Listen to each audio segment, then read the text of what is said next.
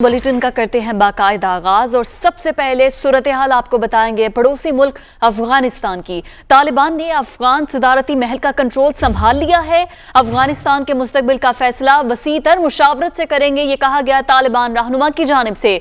अमीर मुल्ला हैबतुल्लाह और उनके मुआवनीन अफगानिस्तान में हैं, किसी खून रेजी के बगैर काबुल फतह करने पर खुश हैं, ये कहा गया अब्दुल क़य्यूम ज़ाकिर की जानिब से। बिल्कुल, तालिबान ने अफगान सदारती महल का कंट्रोल संभाल लिया है। ये मनाजिर भी आप देख सकते हैं कि जो तालिबान हैं वो अफगान सदारती महल के अंदर दाखिल हो चुके हैं और अफगान सदर अशरफ गनी यहाँ से जो है वो उड़ान भर गए, अपनी पूरी टीम के हमरा वो ताजिकिस्तान पहुँचे और उसके बाद बगैर किसी खून रेजी पर जो तालिबान हैं वो काबुल में दाखिल हो गए और जिस पर उन्होंने खुशी का इजहार किया है।